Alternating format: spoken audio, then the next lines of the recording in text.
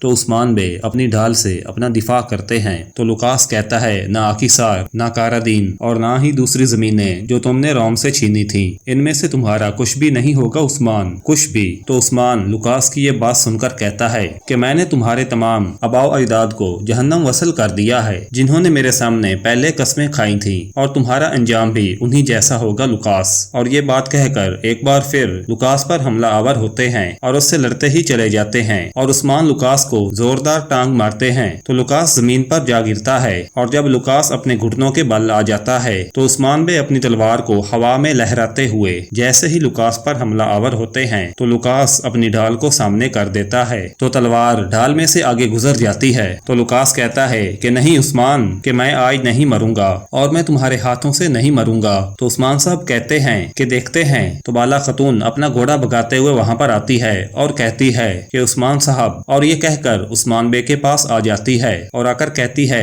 کہ عثمان، فاطمہ فاطمہ۔ تو عثمان صاحب پوچھتے ہیں کہ فاطمہ کو کیا ہوا، اور اسی دوران قلعے کی دیوار سے صوفیہ اپنے چہرے پر ایک نقاب پہنے ہوئے اور فاطمہ کا منہ بند کیے وہاں پر آ جاتی ہے اور کہتی ہے کہ عثمان، کہ تمہاری بیٹی فاطمہ یہاں ہے، اور فاطمہ کی گردن پر اپنا خنجر رکھ دیتی ہے۔ تو یہ دیکھ کر عثمان بے کہتے ہیں کہ فاطمہ، جبکہ اورحان اور علاؤدین بھی فاطمہ کو قلعے کی دیوار پر دیکھ کر پریشان ہو جاتے ہیں، اور پھر اسی دوران بزنطینی سپاہی سروجا کو بھی سامنے لے کر آتے ہیں، جسے دیکھ کر سپاہی بیان غصے سے کہتے ہیں کہ کتے کی نسل، اور اسی دوران یوسف کو بھی قلعے کی دیوار پر لایا جاتا ہے، جسے دیکھ کر بیگم خاتون بہت زیادہ پریشان ہو جاتی ہے اور اپنے گھوڑے سے نیچے اتر آتی ہے، اور صوفیہ نے اپنے چہرے کو ڈھانپا ہوتا ہے اور اپنے چہرے پر ماسک لگایا ہوتا ہے، اور پھر عثمان بے اپنی تلوار کو اس کی جانب کرتے ہوئے کہتے ہیں کہ کتے کی نسل، بے نسلی کمینے، اور اگر تم نے میری بیٹی کو چھوا اور اگر تم نے اسے ذرا بھی تکلیف دی تو تمہارے چہرے کا انجام صرف خاک ہوگی۔ اور پھر لوکاس کی جانب دیکھتے ہوئے کہتے ہیں کہ لوکاس، تم بھی،